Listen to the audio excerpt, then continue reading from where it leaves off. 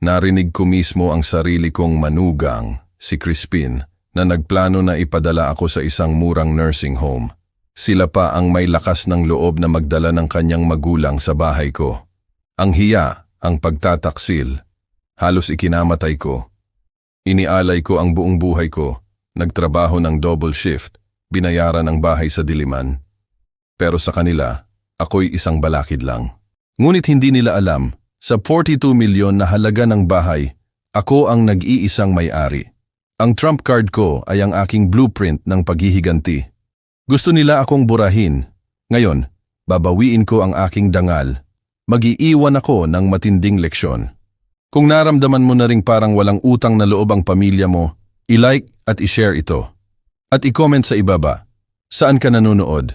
Noong hapunan ng Pasko, hayag kong narinig si Crispin, ang aking manugang, na buong tapang na nagpaplano na ilipat ang kanyang mga magulang sa aking bahay ng libre at ipadala ako sa isang murang nursing home. Agad na sumiklab ang matinding sakit ng pagtataksil, ngunit ngumiti ako, hinayaan ko silang mag-impake ng kanilang mga gamit at ipagyabang ang kanilang bagong tirahan. Ang kanilang sakim na pangarap ay gigibain ng aking paghihiganti. Malamig lang at tiyak. Hindi nagtagal, umabot sa 77 ang missed calls ko. Huli na. Bago tayo magpatuloy, mag-subscribe muna sa channel at isulat sa comments kung anong oras na sa inyo ngayon. Pumasok ang pabo sa horno bandang 11:30 ng umaga, eksakto sa oras. Humuhuni ako ng kung anong walang porma habang pinapahiran ng mantikilya ang balat, isang ritual na pinagalingan ko sa loob ng 4 na dekada ng hapunan ng Pasko. Ang kusina ay amoy sage at inihaw na karne, at sa labas ng aking bintana sa diliman, ang ulan ng Nobyembre ay nagpapahid sa salamin sa mga tamad na pattern. Si Eva at Chris ay darating sana ng atrosango ng hapon na nagbigay sa akin ng 3 oras upang tapusin ang mga sides at ayusin ng maayos ang mesa. Tumunog ang doorbell ng 2:30. Pinunasan ko ang aking mga kamay sa tuwalya at muling tiningnan ang orasan. Sigurado akong mali ang basa ko. Sa frosted glass ng pinto sa harap, nakita ko ang 2 silhouette. Nang buksan ko ito, nakatayo si Eva na may matingkad na ngiti na suot niya kapag may gusto siya. Si Chris sa likuran niya na may hawak na bote ng alak tulad ng isang prop. Sorpresa! Maaga kaming dumating para tumulong. Hinalikan niya ang aking pisngi at dumiretso na sa pasilyo. Hindi niyo na kailangan gawin yan. Inabot ko ang kanilang mga coat. Akin na yan. Ay, wag na! Sa amin na lang. Sumulyap si Eva kay Chris. May mabilis at may laman na nagpalitan sa kanila. Medyo malamig yata sa bahay, di ba? Hindi naman malamig. Pinanatili ko ang thermostat sa 22 degrees Celsius. Inabot ni Chris ang kanyang kamay para sa isang shake na tumagal ng 1 segundo. Pwedeng gamitin ko muna ang banyo sa itaas, Ramon? Yung biyahe kasi mula Makati, nakakaihi. Oo, alam mo naman kung nasaan. Nawala siya sa hagdan habang sinundan ako ni Eva sa kusina at agad na nagtanong tungkol sa oras ng pagluluto at sukat ng mga sangkap. Hindi niya kailanman inalala ang aking mga resipe noon. Ang kanyang mga kamay ay lumipad malapit sa cutting board. Dinampot ang kahoy na kutsara, ibinaba ito at inayos ang salt shaker. Ang nerbiyos ay nagmumula sa kanya sa mga alon. Sa itaas namin, nagkakalampagan ng sahig, hindi sa banyo, kundi sa pasilyo. Pagkatapos ay sa kung ano ang tunog ay ang master bedroom. Tay, dapat ba 125 o 190 degrees ang hurno? Nakatayo si Eva ng diretsyo sa aking linya ng paningin sa pintuan. 175 ay ayos na. At niluluto mo ang stuffing sa loob ng pabo? Hindi ba't delikado yan sa bakterya? Nagluto ako ng hapunan ng Pasko sa loob ng 37 taon. Alam niyang alam ko ang ginagawa ko. Mayroon pang mga yabag sa itaas, lumilipat mula sa isang silid patungo sa isa pa. Narinig ko ang pinto ng closet na bumukas at pagkatapos ay sumara. Nagtanong ulit si Eva tungkol sa cranberry sauce. Ang mga salita ay nagkakagulo sa isa't isa ng masyadong mabilis. Tumango ako ng hindi nakikinig. Sinusubaybayan ang mga tunog mula sa itaas tulad ng sonar pings. Kailangan kong kunin ang tablecloth mula sa linen closet, sabi ko sa wakas. Bantayan mo yung timer. Dahan-dahan akong umakyat sa hagdan Ang isip ko bilang isang arkitekto ay automatikong napansin ang pangatlong baitang na nagkakalampag.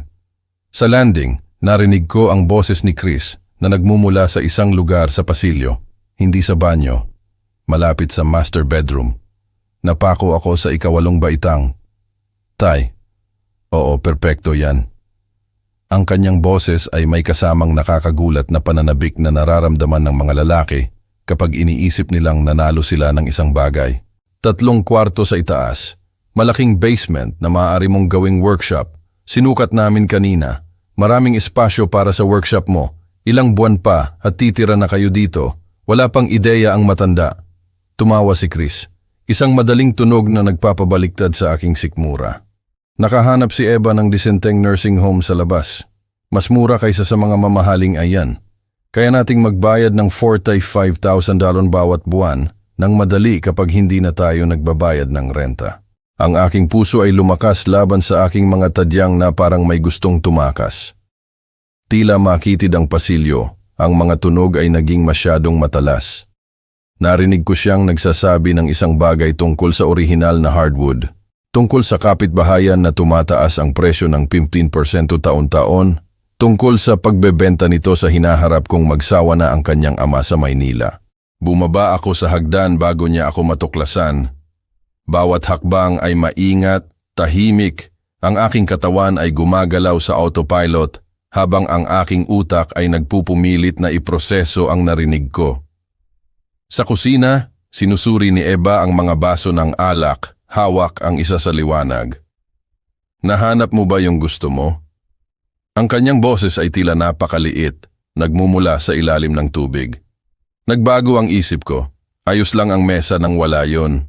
Tinitigan niya ang aking mukha sandali, pagkatapos ay ngumiti. Mukha kang maputla. Ayos ka lang ba? Init lang mula sa kalan. Bumalik si Chris 10 minuto pagkatapos, umupo sa silya ng kusina na parang pag-aari niya ito. Ang ganda ng bahay, Ramon. Talagang napapanatili mo ang lugar na ito. Siguradong malaki na ang halaga ngayon. Ginagawa ko ang lahat. Ang hapunan ay naging isang pagganap na pinanood ko mula sa labas ng aking sariling katawan. Paulit-ulit na hinawakan ni Eva ang aking braso. Tinawag akong tatay na may diin na init. Nagpahayag ng pag-aalala tungkol sa paghawak ko sa malaking bahay na ito ng mag-isa. Ang bawat kilos ay tila may koreografiya. Inensayo. Pinuri ni Chris ang crown molding, ang na-update na kusina, ang paraan ng pagkuha ng hapon ng silid kainan. Nagsalita siya tungkol sa bahay, tulad ng ginagawa ng mga appraiser na nagkakatalogo ng halaga. Naisip mo na bang mag-simplify? Hiniwa ni Eva ang kanyang pabo sa tumpak na mga parisukat. Isang bagay na mas maliit, mas madali. May mga magagandang komunidad para sa mga aktibong senior ngayon. Hindi ko pa naisip. Aba, alam mo, palagi kaming nandito ni Chris kung kailangan mo ng anuman. Kahit ano pa man. Nag-aalala kami sa iyo na gumagala sa lahat ng espasyo na ito. Dahan-dahan akong ngumuya, pinapanood ang kanyang pagganap.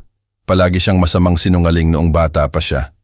Nang magnakaw siya ng cookies bago kumain, ang kanyang mga mata ay lalawak at magiging inosente na nag-o-overselling sa pagtanggi. Nag-o-overselling siya ngayon. Ang kanyang pag-aalala ay masyadong mataas at mali ang dating. Umalis sila ng shibi ng gabi, niyakap ako ni Eva ng mas matagal kaysa sa kinakailangan. Mahal kita, tatay. Tawagan mo ako kung kailangan mo ng anuman. Nandito kami para sa iyo. Sumara ang pinto sa likod nila. Tumayo ako sa pasilyo, nakikinig sa pagsisimula ng kanilang kotse, paghila, pagkawala sa gabing binasa ng ulan. Pagkatapos ay lumakad ako sa bawat silid na sinuri nila na nakikita ito sa pamamagitan ng kanilang mga mata. Ang sala na may mga kasangkapan na naisip na nilang palitan, ang master bedroom na ginawa nilang espasyo ng kanyang ama, ang basement na inaangkin nila para sa isang workshop. Umupo ako sa mesa ng silid kainan na napapalibutan ng mga pinggan at kalahating walang laman na baso ng alak. Ang kalansay ng pabo ay mukhang isang bagay na arkeolohikal, hinubad at inabandona. Sa labas, ang kadiliman ay pumindot laban sa mga bintana. Hindi ako natulog ng gabing iyon, hindi ko kaya. Sa tuwing ipinikit ko ang aking mga mata, narinig ko ang boses ni Chris na nagsasabing, wala pang ideya ang matanda. At ang tawa ni Eva na sumasang-ayon. Nakita ako ng liwanag ng umaga sa mesa ng kusina, suot pa rin ang damit kahapon, isang mug ng kape na lumamig sa pagitan ng aking mga kamay. Pinanood ko ang pagkawala ng gabi sa bintana, tulad ng isang mabagal na larawan sa exposure. Ang aking isip ay umikot sa pagdududa, sakit, galit, at sa wakas ay dumating sa isang mas malamig, mas malinaw na lugar. Sa istante sa itaas ng sink, isang naka-frame na larawan ang nagpakita kay Eva sa edad na 8, nakanganga at nakangiti, na may hawak na drawing na ginawa niya ng aming bahay. Naalala ko ang araw na iyon, naalala ko ang lahat. Pinalaki siyang mag-isa pagkatapos mamatay ni Maria, nagtatrabaho ng double shifts sa firm, habang pinapanood siya ng mga kapitbahay pagkatapos ng klase. Nagbayad para sa Berkeley, ang down payment sa kanyang unang kotse, co-signing sa lease ng kanyang apartment nang hindi pa naayos ang kanyang credit. Naramdaman kong masikip ang aking dibdib, ngunit ang aking mga kamay ay tumigil sa panginginig sa paligid ng madaling araw. Tumunog ang telepono Biyernes ng hapon. Ang pangalan ni Eva ay lumiwanag sa screen. Tay, kumusta? Nagtatanong lang. Mukha kang pagod kahapon nung Pasko. Ayos lang ako. Nahihirapan ka ba sa hagdan? Napansin kong mas mabagal ka ng gumalaw. Hindi ako gumagalaw ng mas mabagal. Ayos lang sila. Aba, iniisip lang kita sa malaking bahay na iyan. Ipaalam mo sa akin kung gusto mo ng pag-usapan ng mga option. Okay. Mahal kita. Tumawag siya ulit linggo ng gabi. Tay, kausap ko si Chris tungkol sa mga retirement community. Hindi na sila tulad ng dati. Ang ganda ng mga amenities, mga gym, activities, medical staff sa site. Ang ilang tao sa edad mo ay talagang umaasenso sa kapaligiran na yon. Hindi ko pa naisip. Gusto ko lang na maging ligtas ka. Yun lang, ang daming hagdanan sa bahay na iyan. Ang tawag noong Martes ay nagbanggit ng isang kaibigan na ang ama ay lumipat sa assisted living at nagustuhan ito. Ang bawat pag-uusap ay sumunod sa parehong script. Ang parehong banayad na presyon na nakabalat kayo bilang pag-aalala. Sumagot ako ng iba't ibang sagot tulad ng kinakaya ko at pag-iisipan ko nang walang ibinibigay. Inilalagay nila ang groundwork, inihahanda akong tanggapin ang hindi maiiwasan. Pinaniniwala akong ito ay sarili kong ideya. Hindi ako gumamit ng computer sa bahay. Sa halip, nagmaneho ako sa pampublikong aklatan sa Quezon Avenue, naghanap ng tahimik na sulok at gumugol ng 3 araw sa pagsasaliksik ng batas ng ari-arian sa Pilipinas. Pahina-pahina ng mga statutes at case precedents ang pumuno sa aking notebook sa sulat kamay ng isang arkitekto, tumpak at maingat. Ang sole ownership ay nangangahulugang kumpletong autoridad. Walang co-signers, walang joint tenancy, walang claims mula sa mga adultong anak. Ang bahay ay akin. Binili noong 1987, binayaran ang mortgage noong 2009. Title ay malinaw. Maaari ko itong ibenta bukas kung gusto ko. Hindi kailangan ng permiso. Hindi kailangan ipaalam sa sino man. Nalaman ko ang tungkol sa mabilis na pagbebenta at cash buyers. Ang mga kondisyon ng merkado sa Diliman ay nagpapakita ng median prices sa 45,000 para sa mga maihahambing na ari-arian. Ang 3 kwarto na Craftsman Homes na may na-update na kusina ay mabilis na gumagalaw, kung minsan ay sa loob ng ilang araw. Ang merkado ay pabor sa mga nagbebenta. Noong Huwebes, gumawa ako ng appointment sa isang abogado, si Atr. David Santos, nahanap sa pamamagitan ng direktoryo ng Bar Association. Walang personal na koneksyon, walang sinumang nakakakilala sa aking pamilya. Ang kanyang opisina ay sumakop sa ika-14 na palapag ng isang gusali sa downtown, lahat ng salamin at polished wood. Ginoong Ramon, inabot niya ang aking kamay, kinawayan ako sa isang leather chair, nasa kalagitnaan ng 50s, pilak na buhok, mga mata na nakakita ng bawat uri ng alitan ng pamilya. Binanggit mo ang mga katanungan tungkol sa ari-arian sa telepono. Binuksan ko ang aking notebook, binuksan sa pahina kung saan ko isinulat ang aking mga katanungan. Ang bahay ko ay nasa pangalan ko lang. Maaari ko ba itong ibenta nang hindi ipinaalam sa aking anak? Siya ba ay co-owner? Hindi. Kung gayon, sigurado. Mayroon kang kompletong legal na autoridad. Sumandal siya. Ang mga daliri ay nakatiklop. Walang claim ang mga adultong anak sa ari-arian ng magulang maliban kung sila ay nasa title. Gaano kabilis maaring mangyari ang isang benta sa tamang mamimili? Ang market evaluation ay tumatagal ng 1 linggo. Ang paghahanap ng mamimili, 2 hanggang 4 na linggo, depende sa presyo at kondisyon. Karaniwang 30 hanggang 45 araw ang closing, mas mabilis sa mga cash buyer. Isinulat ko ito, gumuhit ng mga palaso sa pagitan ng mga punto ng timeline. Kung may nakatira sa bahay kapag nagbebenta ako, ano ang proseso ng eviction? Bahagyang tumaas ang kanyang kilay. Kahit ang mga non-paying occupants ay nangangailangan ng 30 araw na nakasulat na abiso sa Pilipinas. Pagkatapos niyan, kung hindi pa sila umalis, mag-file ka ng unlawful detainer. Ngunit kung magbebenta ka bago may lumipat, ito ay ari-arian ng bagong may-ari. Mas malinis. Maaari ba nilang itigil ang benta, tutulan sa anumang paraan? Hindi kung wala silang legal na interes sa ari-arian. Maaari silang maging malungkot tungkol dito, ngunit ang pagiging malungkot ay hindi isang legal na batayan. Nagtanong ako ng 6 pang katanungan, bawat isa ay tiyak, teknikal, na hinubaran ng emosyon ang equation. Ito ay blueprint work na ngayon, specification at sequence. Sinagot niya ang lahat ng tumpak, paminsan-minsan ay tumutukoy sa mga numero ng statute na kinopya ko sa aking notebook. Bumalik sa bahay, nilinis ko ang mesa ng silid-kainan at ipinagkalat ang graph paper, ang uri na ginamit ko para sa mga paunang sketch. Sa itaas, isinulat ko ang project timeline sa malalaking letra. Pagkatapos ay sinimulan kong i-draft. Phase 1, maglaro ng biktima. Mukhang humihina. Hayaan silang maniwala na gumagana ang kanilang kampanya. Tagal, 2 linggo. Phase 2, legal na paghahanda. Phase 3, isagawa ang benta, mag-sign ng mga papel, tumanggap ng bayad, maglipat ng title. Tagal, 1 linggo. Phase 4, ipaalam sa kanila 1 araw bago ang closing. Turn to araw na abiso na umalis. Tagal, madalian. Phase 5, maglaho. Bagong lungsod, bagong simula. Hayaan silang magkagulo. Tagal, permanente. Gumuhit ako ng mga kahon sa paligid ng bawat phase. Ikinonekta sila ng mga palaso na nagpapakita ng mga dependencies at critical path.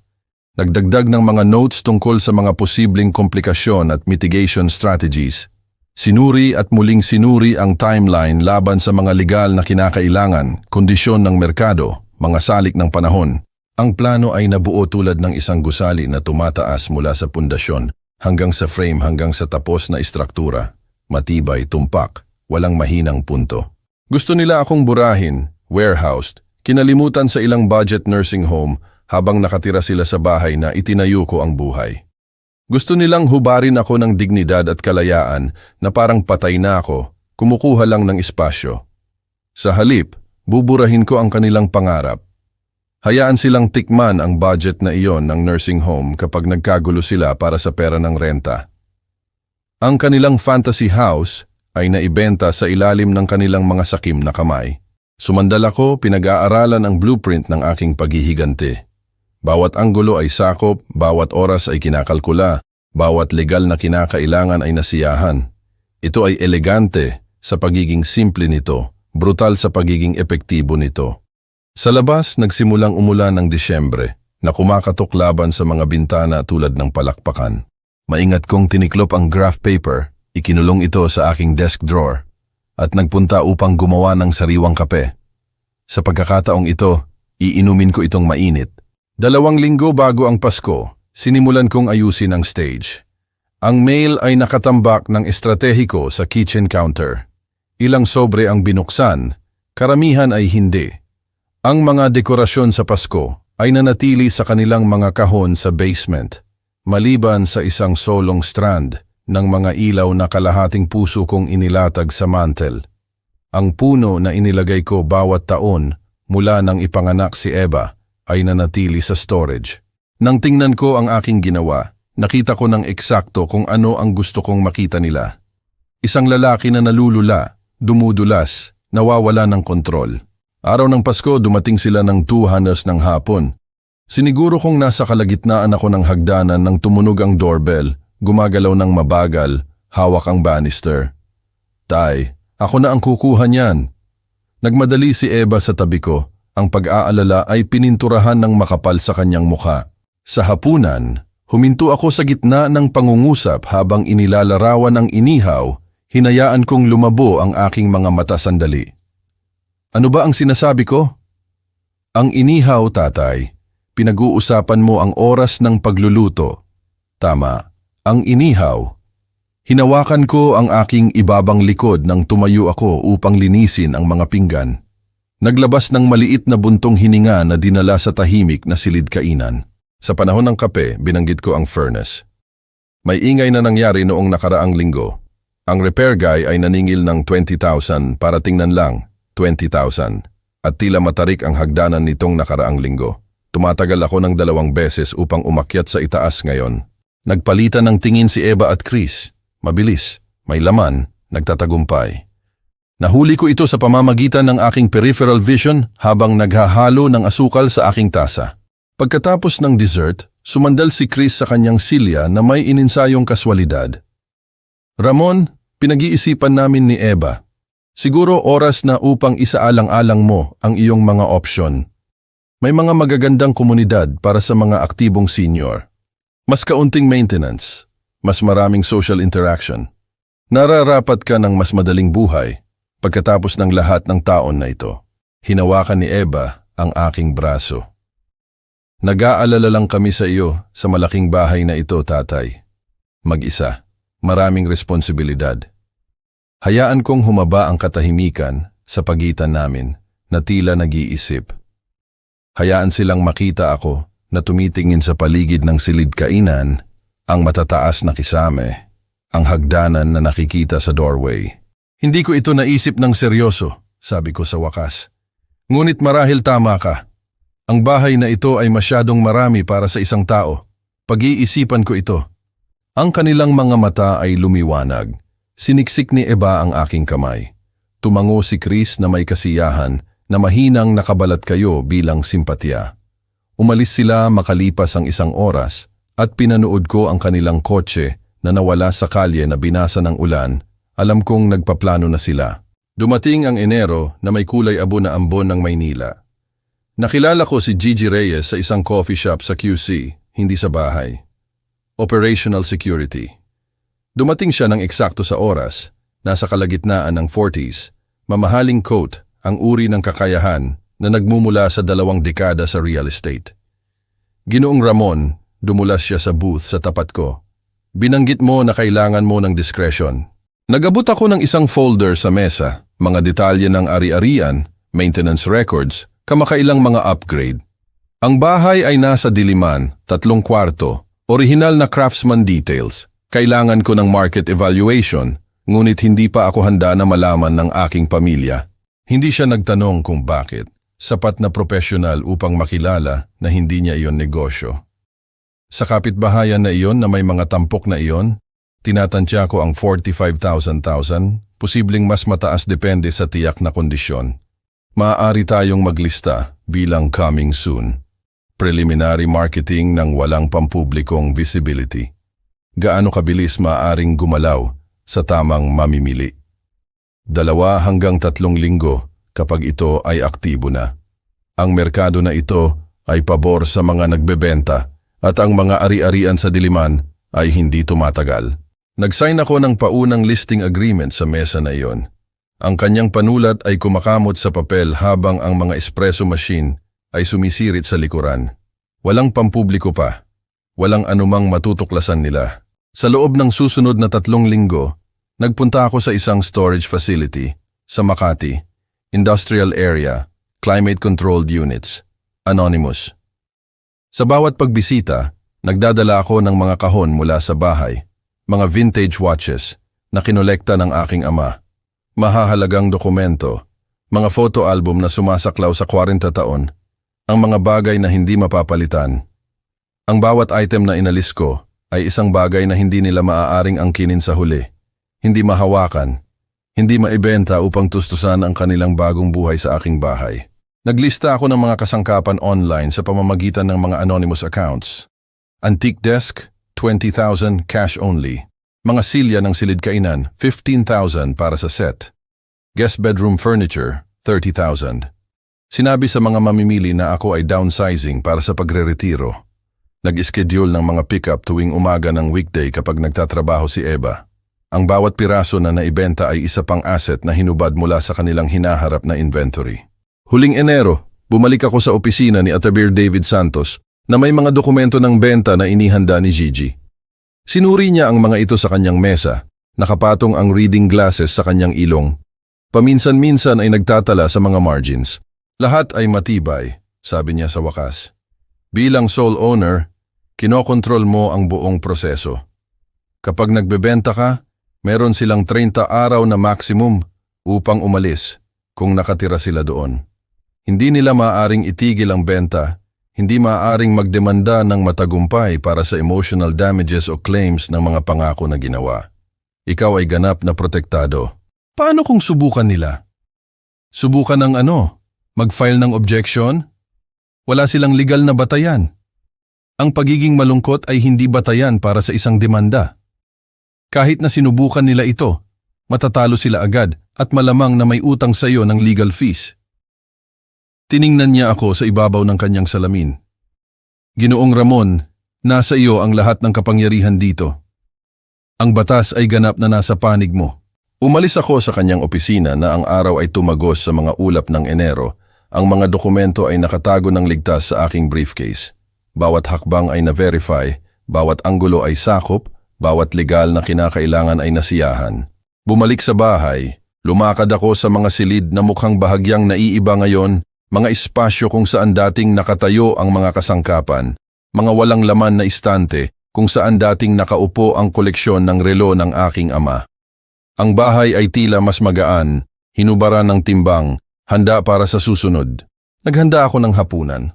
Manok at kanin. Simple, epektibo. Kumain ako sa mesa ng kusina kung saan ko draft ang aking plano ng paghihigante 6 na linggo bago. Sa labas, ang kadiliman ay nanirahan sa diliman. Ang mga ilaw ay nag-o-on sa mga kalapit na bahay kung saan ang mga pamilya ay nabubuhay ng kanilang mga walang komplikadong buhay. Nag-buzz ang aking telepono. Pangalan ni Eva sa screen. Tay, kumusta? Nagtatanong lang. Kumusta ang pakiramdam mo? Pagod, sabi ko, ngunit kinakaya. Makinig ka. May gusto akong ipakita sa'yo. Maaari ba akong dumaan bukas ng umaga? Sige. Pagkatapos niyang mag-hang up, umupo ako na may hawak na telepono. Alam ko ng eksakto kung ano ang susunod. Ang facility brochure, ang huling push, eksakto sa oras. Ang brochure ay nakaupo sa aking mesa ng kusina tulad ng isang stage prop. Makintab na papel, masayang larawan ng mga silver-haired people na naglalaro ng baraha at nagta-tai chi. Sunset Gardens, Senior Living Community sa magandang ginto na lettering. Presyo ay printed bold sa ilalim, 45,000 bawat buwan. Ang coat ni Eva ay nakabalikat sa silya na inukupa niya 20 minuto bago. Sinadya niya itong iwanan, babalik upang matuklasan na nahanap ko ang kanyang maliit na marketing material. Dinampot ko ang brochure, sinuri ang mga larawan, institutional smiles, gawa-gawang kaligayahan, ang parehong presyo na binanggit ni Chris sa kanyang tawag sa telepono noong Pasko, pababa sa piso. Pinili nila ang lugar na ito ilang buwan na ang nakalipas, ginawa ang kanilang pagsasaliksik. Kinakalkula ang kanilang budget batay sa pag-aalis ng kanilang bayad sa renta kapag lumipat na sila sa aking bahay. Tumunog ang doorbell. Inilagay ko ang brochure, binuksan ang pinto sa humihingi ng tawad na mukha ni Eva. Pasensya na tay, naiwan ko ang coat ko. Ang kanyang mga mata ay nagpunta sa mesa sa brochure na nakaupo doon sa malinaw na paningin. Ay, nakita mo ba yan? Binigyan ako ng kaibigan na naninirahan ng ina doon. Akala ko ay baka maging interesante sa iyo para tingnan lang. Dinampot ko ulit ito, binuksan ang mga pahina. Mukhang maganda, malinis, organisado. Ang kanyang mukha ay lumiwanag tulad ng pagsikat ng araw. Gusto mo bang bumisita para makita lang? Walang commitment, titingnan lang. Hayaan kong lumabas ang pag-aatubili sa aking pag-aalinlangan. Sa palagay ko, ang pagtingin ay hindi makakasakit. Kinuha niya ang kanyang telepono bago umalis. Nag-text habang nakatayo sa aking kusina. Nakita ko ang screen na nakalarawan sa bintana sa ibabaw ng sink. Interesado si tatay. Scheduling tour. Ang tour ay nangyari noong sumunod na Martes. Nagmaneho si Chris, si Eva sa upuan ng pasahero, ako sa likod na parang kargamento na dinadala.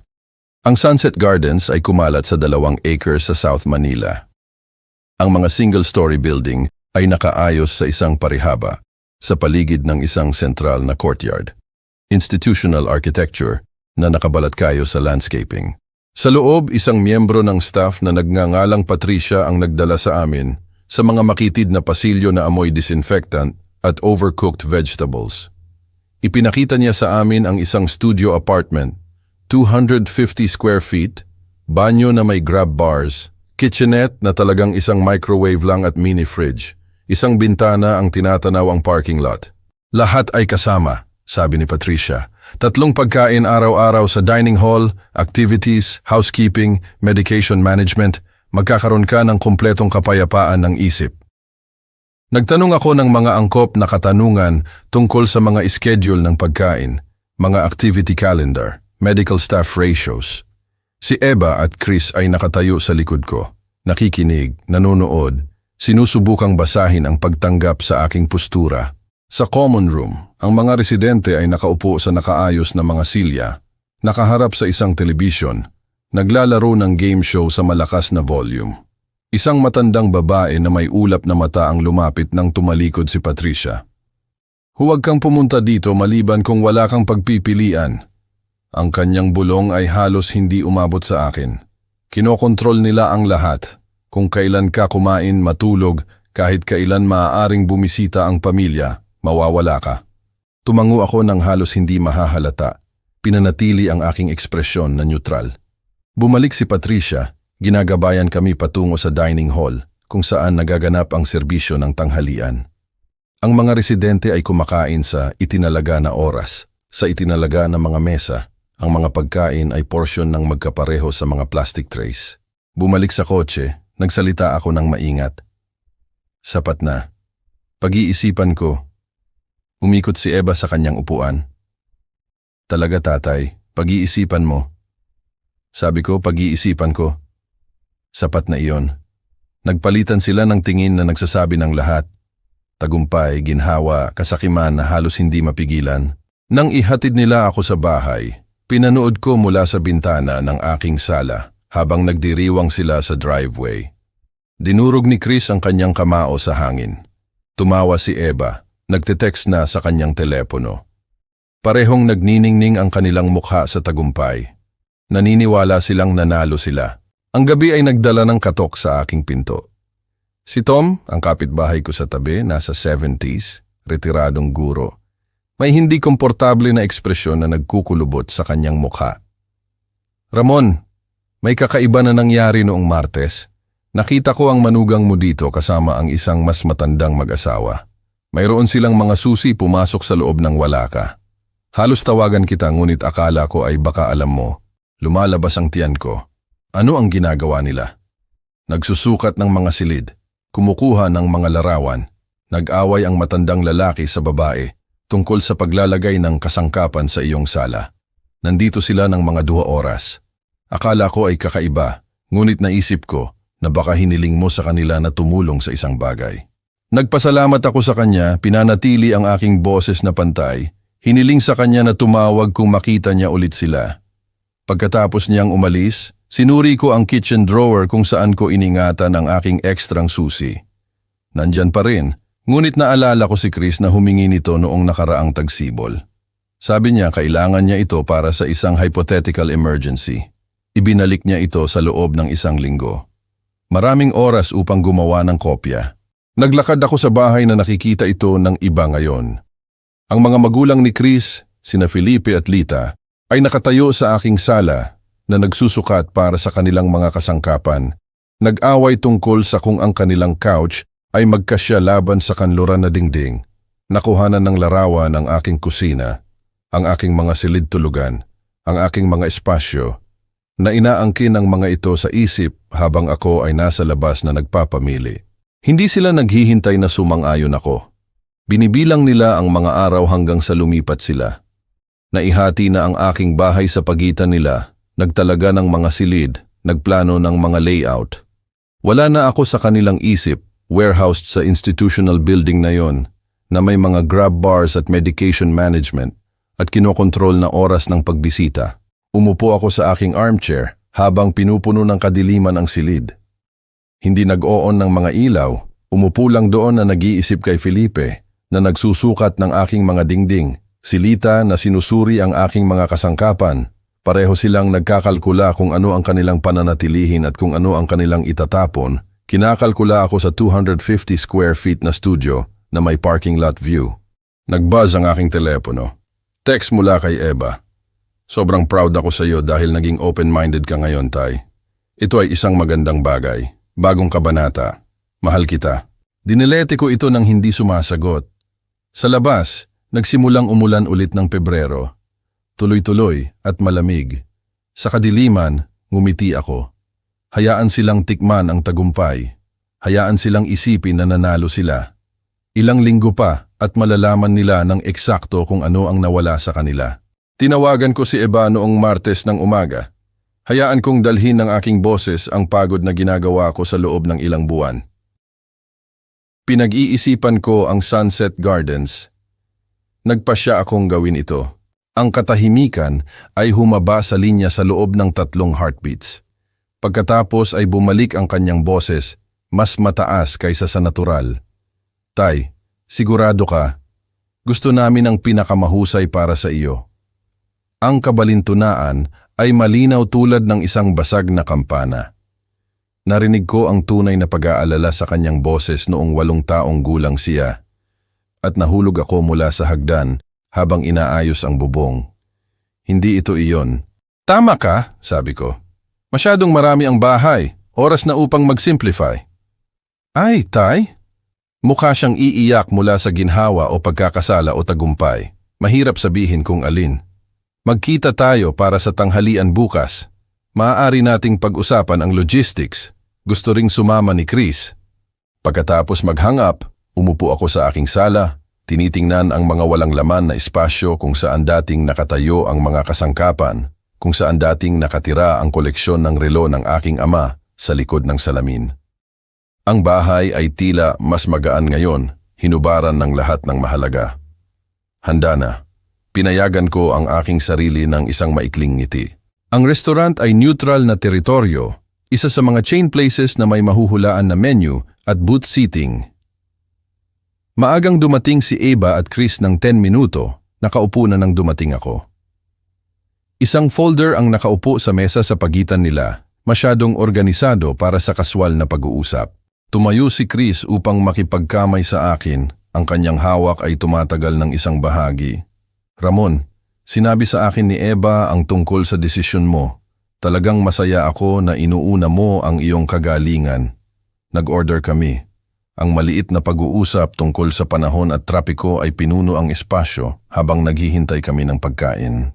Pagkatapos ay binuksan ni Chris ang folder na may theatrical precision. Kaya, nag-iisip kami. Naglabas siya ng isang dokumento, maraming pahina, mukhang opisyal. Habang nag-aayos ka sa Sunset Gardens, kami ni Eva ay maaaring manatili sa bahay. Panatilihin ito, hawakan ang anumang pag-aayos na darating. Ginawa namin ang simpleng kasunduan na ito, pansamantala lang, upang gawing opisyal ang lahat. Kinuha ko ang dokumento, dahan-dahang binasa. Temporary Residence Agreement sa itaas sa bold letters. Wika tungkol sa mga responsibilidad sa maintenance, pagbabayad ng utility, tagal hanggang sa matapos ang mga permanenteng pagsasaayos. Kahangahangang formatting. Ang chief lawyer ni Chris ay gumawa ng may kakayahang cosmetic work sa isang legal na walang kabuluhan na piraso ng papel. Paano ang bahay pang matagalan? Tanong ko. Inabot ni Eva ang mesa, hinawakan ang aking kamay. Maaari nating malaman iyon sa huli, Tay. Isang hakbang sa isang pagkakataon. Sa ngayon, ayusin ka muna at maging komportable. Binasa ko ulit ang kasunduan. Pinatakbo ang aking daliri sa teksto na parang pinag-aaralan ko ito ng maingat. Nagtanong ng ilang menor na katanungan tungkol sa mga pagbabayad ng utility at lawn maintenance. Sa wakas, kinuha ko ang aking panulat. Bahagyang nanginginig ang aking kamay habang nag-sign ako. Calculated tremor na nagmumungkahi ng emosyonal na kahirapan kaysa sa strategic manipulation. Ibinigay ang panulat kay Chris na hindi maitago ang kontentong kurba ng kanyang bibig. Talagang makakatulong iyon, sabi ko ng tahimik. Nag-alala ako tungkol sa pag-iwan nito na walang laman. Pareho kayong mapag-isip. Salamat. Sa kabila ng bayan sa isang masikip na 2-bedroom apartment na inupahan ni na Felipe at Lita sa loob ng 12 taon, iba't ibang pag-uusap ang nangyayari. Umupo si Felipe sa kanilang mesa ng kusina na may legal pad na gumagawa ng mga listahan. Una sa lahat, huhubarin namin ang lumang carpet sa sala, sabi niya kay Lita. Ang hardwood sa ilalim ay marahil ay nangangailangan ng refinishing. Ngunit magiging hindi ka panipaniwala ang hitsura nito. Si Lita ay nasa telepono kasama ang isang kaibigan. Ang boses ay matingkad sa pananabik. Oo, sa wakas. Nagtagumpay si Chris. Magandang bahay sa Diliman. Alam mo ang kapitbahayan na iyon, di ba? Lilipat kami sa Abril. Pagkatapos ng lahat ng taon na ito, sa wakas ay mayroon kaming tunay na lugar. Nagsulat si Felipe ng mga numero sa mga margins ng kanyang pad.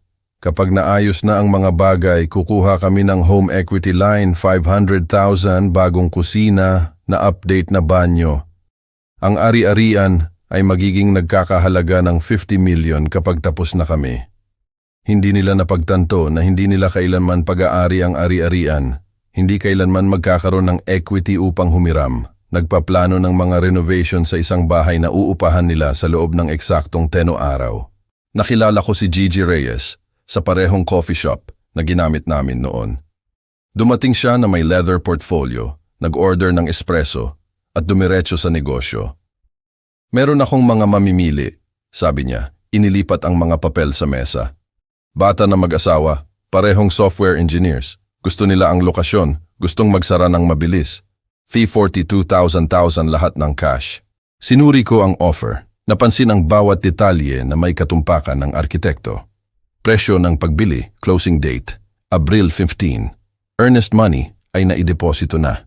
Inspection ay waived. Maaari ba nating panatilihin itong ganap na confidential hanggang sa closing? Oo. Sa isang cash buyer, hindi kinakailangan ng pampublikong listing. Walang nakakaalam maliban sa amin at sa kanila. Hindi matutuklasan ng pamilya mo ang anuman hanggang sa lumipat ang deed. Nag-sign ako ng pagtanggap noong hapon na iyon, nakaupo sa isang coffee shop habang ang aking anak na babae at manugang ay nag-iimpake ng mga kahon sa kanilang apartment. Pinag-uusapan na kung aling mga kasangkapan ang ililipat nila sa kanilang bahay. Nang sumunod na linggo, nakilala ko si Atibern David Santos sa huling pagkakataon. Sinuri niya ang bawat dokumento, sinuri ang bawat contingency, kinumpirma ang bawat timeline. Kapag nagsara ang benta Abril 15, isisilbi mo sa kanila ang abiso, sabi niya. Inilatag ang pagkakasunod-sunod tulad ng mga plano ng labanan. Mayroon silang 30 araw upang umalis. Kung tumanggi sila, mag-file ka ng unlawful detainer. Hahawakan ng sheriff ang eviction. Paano kung subukan nilang labanan ito? Sa anong batayan? Wala silang legal na interes sa ari-arian. Ang residence agreement na iyon na draft ni Chris? Walang kabuluhan. Hindi ka kailanman obligado na bigyan sila ng permanenteng pag-aari. Sila ay mga occupants ng walang karapatan sa pagmamay-ari. Ang mga bagong may-ari ay magkakaroon ng notice sa ngalan nila o gagawin nila ito mismo. Maaari ba nilang claim na nangako ako sa kanila ng isang bagay? Ang mga oral na pangako tungkol sa real estate ay hindi maipapatupad. Ang lahat ay nangangailangan ng nakasulat na mga kontrata, maayos na naisagawa. Ang temporary agreement na iyon na signed mo ay hindi nagbibigay sa kanila ng claim. Sa pagmamay-ari, walang karapatan upang maiwasan ang benta, walang batayan para sa demanda. Sumandal siya sa kanyang silya. Ginoong Ramon, ikaw ay ganap na protektado. Wala silang legal na lunas. Nagtanong ako tungkol sa posibleng harassment, tungkol sa pagprotekta sa aking sarili pagkatapos ng eviction. Pinayuhan niya ang dokumentasyon lamang. Walang direktang kontak pagkatapos magsilbi ng notice, hayaan ng mga abogado na hawakan ang anumang alitan. Umalis ako sa kanyang opisina na may folder na naglalaman ng lahat ng kailangan ko. Kontrata ng benta, eviction notice template, impormasyon ng contact ng sheriff, Timeline na may mga critical na petsa na naka-highlight, bawat contingency ay sakop, bawat detalye ay na-verify. Nagmaneho ako pauwi habang nagsisimula ang ulan, ang mga patak ay bumabagsak sa windshield sa irregular na ritmo. Nagmaneho ako sa kulay abo na hapon, binibilang ang pababa sa Abril 15. Maagang umaga ng Abril ay dumating na may maputlang sikat ng araw na tumatago sa mga ulap. Inilagay ko ang huling mga kahon sa aking kotse, damit, toiletries, laptop, walang sentimental. Ang lahat ng mahalaga ay nakaupo na sa Georgetown Storage Unit, ligtas mula sa kanilang mga sakim na kamay. Ang truck ng paglilipat ay humila ng 9:30, maliit na upa. Si Eva ang nagmamaneho, ang kanyang mukha ay masikip sa konsentrasyon habang nagre-reverse siya sa driveway. Dumating si Chris 10 minuto pagkatapos sa kanyang sedan. Si Felipe at Lita ay nakikita sa pamamagitan ng mga bintana. Ang kanilang mukha ay pinindot pasulong na may sabik na pag-asa. Dahan-dahan akong bumaba sa mga hakbang ng porch, ginagawa ang edad at pag-aatubili. Nagmadali si Eva na yakapin ako.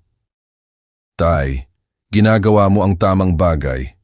Magugustuhan mo ang Sunset Gardens, ang daming activities, mga taong kasing edad mo. Magkakaroon ka ng mga kaibigan. Sa ibabaw ng kanyang balikat, pinanood ko si Chris at ang kanyang mga magulang na binubuksan na ang kanilang trunk, naglalabas ng mga kahon bago pa ako umalis. Nahuli ni Felipe ang aking mata, ngumiti na may isang bagay na maaring awa o kasiyahan. Kumaway si Lita, ang kanyang ekspresyon ay nagsasabing nanalo siya ng isang bagay na hinahabol niya sa loob ng maraming taon. Ang bahay ay nasa mabuting kamay, sabi ko. Loaded statement. Narinig nila ang pasasalamat. Ang ibig kong sabihin ay irony. Dahan-dahan akong nagmaneho palayo, sinuri ang aking rear-view mirror. Bago umabot ang aking kotse sa kanto, si Felipe ay naghila ng floor lamp patungo sa pinto sa harap. Dinirekta ni Lita ang paglalagay ng kasangkapan mula sa porch. Nakatayo si Chris na ang kanyang mga kamay ay nasa kanyang balakang, sinusuri ang kanyang nasakop na teritoryo. Hindi ako nagmaneho sa Sunset Gardens. Lumiko sa timog sa halip patungo sa isang ibang kapitbahayan. Ang apartment na inupahan ko ay walang espesyal. Furnished 1 bedroom, 20,000 bawat buwan, month-to-month lease, temporary headquarters, hindi permanenteng tirahan. Kailangan lang ng isang lugar upang manatili para sa huling phase. Nag-unpack ng mabilis, nag-set up ng aking command center sa mesa ng kusina, folder na may mga legal na dokumento, business card ni Gigi, impormasyon ng kontak ng abogado, kalendaryo na may Abril 15 na bilog sa pulang marker. Mula sa bintana, nakita ko ang skyline ng Maynila sa malayo, simboliko kung gaano kalayo ang nilakbay ko mula sa bahay sa diliman na iyon. Bumalik sa diliman, inaayos na ni Felipe ang kasangkapan. Ang couch na ito ay kailangang umalis, sabi niya kay Lita. Tinutulak ang aking 40 taong gulang na sofa patungo sa dingding. Kukuha kami ng isang bagay na mas mahusay, moderno. Ang lumang stuff na ito ay nagpapakita ng lugar na dated. Si Lita ay nasa kusina na nag-aalis ng mga larawan na iniwan ko sa mantel. Ang aking graduation mula sa architecture school. Si Eva sa edad na 8 na may hawak ng kanyang first place science fair ribbon. Kami ni Maria sa aming araw ng kasal. Bawat isa ay bumaba at pinalitan ng mga mapagpasyang dekorasyon ni Lita. Abstract art na binili niya sa mga discount store, ceramic figurines, mga bagay na walang kasaysayan o kahulugan. 3 araw pagkatapos, nag-host si Chris ng mga kaibigan para sa inumin. Narinig ko ito mula sa kapitbahay kong si Tom na tumawag na naguguluhan. Ramon, nakita ko ang mga tao sa bahay mo kagabi.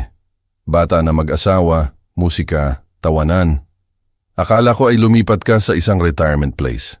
Ang aking anak na babae at manugang ay house sitting, sabi ko ng maayos. Ayos lang ang lahat. Sa party na iyon, si Chris ay nagbigay ng talumpati sa aking sala, nagkukwento. Oo, sa wakas ay naayos na ang matanda. Masaya siya sa home, inaalagaan namin ang lugar, nagtrabaho ng perpekto para sa lahat. Tumango ang kanyang mga kaibigan, may inumin sa kamay. Hinahangaan ang bahay, ang kapitbahayan, ang kanyang maliwanag na pagiging mapagbigay sa pagtulong sa kanyang matandang biyenan. 2 beses tumawag si Eva noong unang linggo. Sinagot ko paminsan-minsan, pinanatili ang mga sagot na minimal. Tay, kumusta ang adjusting mo? Kailangan mo ba ng anuman? Ayos lang, nag-aayos pa rin, busy sa mga activities dito. Ang aking paghihiwalay ay strategic. Hindi nagbigay sa kanila ng pagkakasala. Hindi nagbigay sa kanila ng katiyakan. Sapat lang na sagot upang kumpirmahin na umiiral ako. Hindi sapat upang mag-imbita ng mas malalim na pag-uusap. Bumisita siya sa aking apartment kalagitnaan ng linggo. Ibinigay ko sa kanya ang address. Sinabi sa kanya na ito ay temporary housing na ibinigay ng Sunset Gardens sa panahon ng mga pagbabago. Ang mahal na merkado ng Maynila ay nagawa ang kwento na maging totoo. Umupo ako sa armchair nang dumating siya, hindi tumayo upang batiin siya. Sinagot ang kanyang mga katanungan ng maikli. Walang inaalok na karagdagang impormasyon. Ginawa ang institutional disconnection, ang uri ng paghihiwalay na nabubuo kapag nawawala ng autonomiya, layunin, koneksyon sa buhay na kanilang itinayo. Mukha kang malayo, Tay. Adjusting ay tumatagal ng oras. Umalis siya pagkatapos ng 20 minuto, kumbinsido na ang lahat ay nagpapatuloy ng maayos. Tinawagan si Chris mula sa kanyang kotse. Pinanood ko mula sa bintana, ang kanyang mga kilos ay nagmumungkahi ng kaluwagan. Nagtanong siya kung mukha akong ayos, kung may pinaghihinalaan ako. Sinabi niya sa kanya hindi. Lahat ay ayos lang. Ang matanda ay umaangkop. Bumalik sa bahay, nakilala ni Felipe ang isang loan officer sa lokal na sangay ng bangko. Interesado ako sa isang home equity line, ipinaliwanag niya. Nakaupo sa tapat ng mesa na may tiwala na postura. 500,000. Gusto naming gumawa ng ilang renovation. Kinuha ng officer ang mga forms sa kanyang computer. Kailangan ko ang property deed, patunay ng pagmamay-ari. Ito ay in transition. Ang anak ko ay may temporary agreement sa nakaraang may-ari.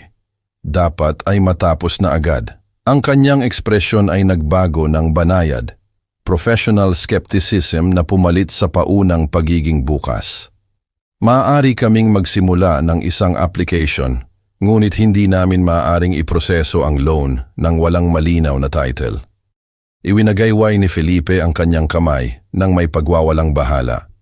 Simulan mo na lang, darating ang paperwork. Hindi ito darating, hindi kailanman darating, ngunit hindi niya alam yon. Gumugol si Lita ng mga hapon sa pamimili para sa mga renovation na hindi niya kailanman matatapos. Bumisita sa mga home improvement store, nangolekta ng mga sample ng granite countertops, nagsaliksik ng mga appliance packages na mas mahal kaysa sa ginastos nila sa mga kasangkapan sa kanilang buong kasal. Maaari nating i-finance ang lahat, sabi niya kay Felipe noong gabing iyon, nagkalat ng mga brochure sa mesa ng kusina sa aking bahay. Kapag dumaan na ang equity line, gagawin nating hindi kapanipaniwala ang lugar na ito. Gumagastos sila ng pera na wala sila sa isang bahay na hindi nila kailanman pag-aari. Binibilang ang mga araw sa isang hinaharap na hindi kailanman darating. Umupo ako sa aking apartment habang ang kadiliman ay nagdilim sa mga bintana.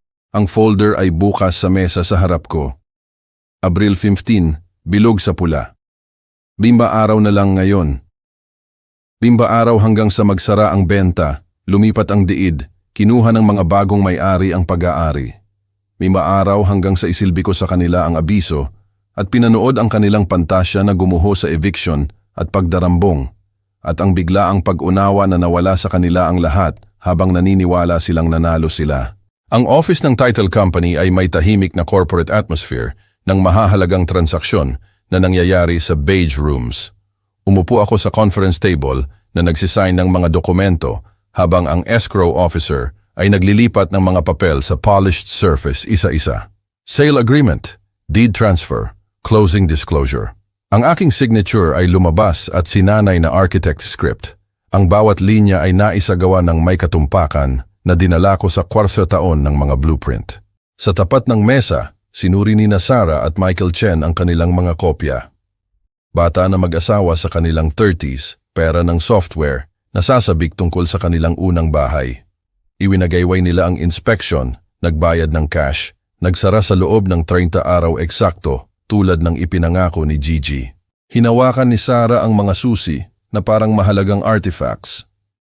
Binabati kita, sabi ko. Sinadya ko. Mukha silang disenteng tao na mapapanatili ang bahay ng maayos. Pinahahalagahan ko ang craftsmanship.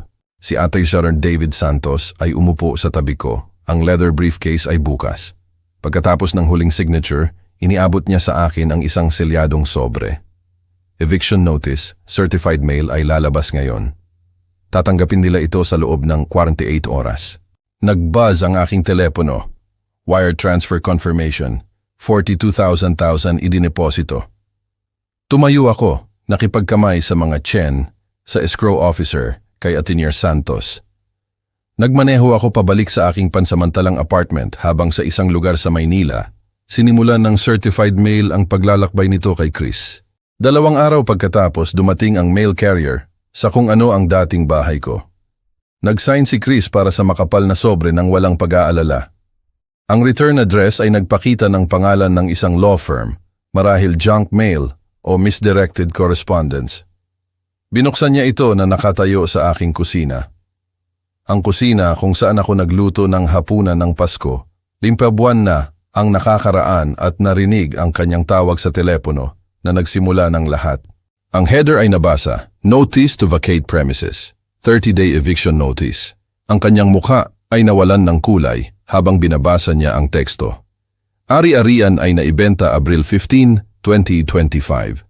Mga bagong may-ari, Chen Family Trust.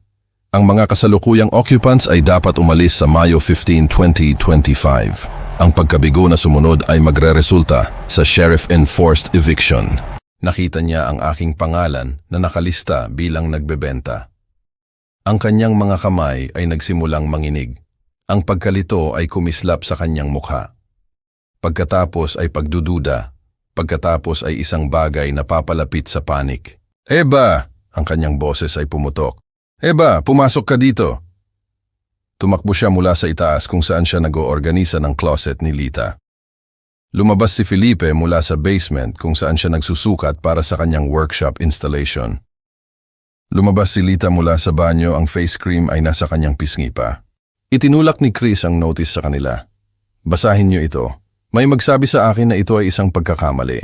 Kinuha ito ni Felipe. Ang mga mata ay mabilis na nag-scan. Hindi ito maaaring tama. Mayroon kaming kasunduan. Opisyal na kasunduan. Ipinakita mo sa akin ang mga papel. Sinasabi nito na naibenta ang bahay noong Abril 15. Ang boses ni Lita ay umakyat patungo sa histerya. Iyon ay 3 araw na ang nakakaraan. Paano ito maibenta? Nakatira kami dito. Nagdadial na si Chris ng aking numero. Nagring ito ng 4 na beses. Nagpunta sa voicemail. Tumawag siya ulit agad. Voicemail ulit. Ulit. 10 beses sa fimo minuto. Ang bawat tawag ay hindi sinasagot. Ang bawat ring ay nagpapasok ng kutsilyo ng mas malalim. Tinawagan niya ang cell ni Eva kahit na nakatayo siya sa tabi niya. Umuwi ka na ngayon. May problema tayo. Seryosong problema. Ang bahay? Ibinenta ng tatay mo ang bahay. Nandito lang ako. Kung gayon, kailangan nating ayusin ito ngayon. Ngayon na. Ang kanyang boses ay kinuha ang gilid na nakukuha ng mga tao kapag ang realidad ay huminto sa pagiging makatwiran. Binasa ulit ni Felipe ang notice. Mas mabagal sa pagkakataong ito. Tawagan mo ang iyong abogado, ang gumawa ng ating kasunduan. Ipaliwanag niya ang pagkakamali na ito. Ngunit kinuha na ni Chris ang kanyang mga susi patungo sa pinto. Pupunta ako sa Sunset Gardens. Nandun siya. Kailangan niyang ipaliwanag ito. Ang biyahe ay tumagal ng 30 minuto sa trapiko ng hapon. Marahil ay nilabag niya ang ilang mga limitasyon ng bilis. Pumasok sa Sunset Gardens entrance, nagmadali sa reception desk kung saan ang isang babae sa kanyang 50s ay tumingin na may professional concern. Kailangan kong makita si Ramon Perkins, family emergency, apurahan. Lumipat siya sa kanyang computer, ang mga daliri ay gumagalaw sa keyboard. Sinuri ng isang beses, sinuri ulit. I'm sorry sir, wala kaming residente sa pangalan na yan. Tingnan mo ulit, lumipat siya noong unang Abril. Ramon Perkins, African-American, 67. Lumipat mula sa Diliman. Ang kanyang mga daliri ay gumalaw ng mas maingat sa pagkakataong ito, naghahanap ng maraming databases. Sir, sinuri ko ang aming listahan ng residente, ang aming kamakailang mga admission, kahit ang aming waiting list. Si Ginoong Ramon ay hindi kailanman naging residente dito. Sigurado ka ba na mayroon kang tamang facility? Nakatayo si Chris sa desk na iyon. Ang mga ilaw ng fluorescent ay nagbubuzz sa itaas. Ang amoy ng institutional food ay nagmumula sa dining hall at naramdaman niyang tumagilid ang sahig sa ilalim niya. Ang kanyang biyenan ay hindi kailanman nanirahan dito. Hindi kailanman lumipat sa anumang facility. Nagsinungaling tungkol sa lahat. Gumawa ng ilang detalyadong panlilinlang na ngayon lang sinisimulan ni Chris na maunawaan. Nagmaneho siya sa opisina ng kanyang abogado sa loob ng isang araw. Ang chief strip mall attorney na nag-draft ng residence agreement ay mukhang lalong hindi komportable habang binabasa niya ang eviction notice. Inihambing ito sa kanyang sariling dokumento. Sinuri ang mga county deed records online. Ginoong Crispin, kailangan kong maging tapat sa iyo. Inalis niya ang kanyang reading glasses. Ang residence agreement na ito na inihanda ko, wala itong legal na puwersa. Ang bahay ay hindi kailanman nailipat sa iyo o sa iyong mga magulang. Pinanatili ni Ginoong Ramon ang buong pagmamay-ari. Mayroon siyang bawat legal na karapatan upang ibenta ang ari-arian. Ngunit mayroon kaming pag-unawa, isang kasunduan. Nag-draft ka ng mga papel. Ang mga papel ay nagbigay sa iyo ng pansamantalang tirahan. Wala nang iba pa. Walang ownership transfer, walang obligasyon na pumipigil sa benta. Bilang sole owner, maaaring magbenta si Ginoong Ramon anumang oras nang hindi nag-aabiso sa iyo. Ang hindi pagkakomportable ng abogado ay palpable. Ang eviction notice ay ganap na legal. Mayroon kang 32 araw upang umalis. Maaari ba nating labanan ito? Labanan ang ano? Ang kanyang legal na karapatan upang ibenta ang kanyang sariling ari-arian. Umiling ang abogado. Kailangan mo ng nakasulat na kontrata na naglilipat ng pagmamay-ari o kapani-paniwala ng mga saksi sa isang oral na kasunduan o patunay ng ilang uri ng fraud. Wala ka sa mga bagay na iyon. Ang anumang motion na i-file ko ay aalisin agad. Nagmaneho si Chris pabalik sa diliman ng tahimik. Sa bahay, ang bahay na hindi kanila, hindi kailanman naging kanila, hindi kailanman magiging kanila. Si Felipe ay tumatawag sa mga moving company. Si Lita ay nakaupo sa couch na umiiyak. Nakatingin si Eva sa kanyang telepono, sinusubukang iproseso kung ano ang ginawa ng kanyang ama. Mayroon tayong 30 araw, sabi ni Chris ng patag.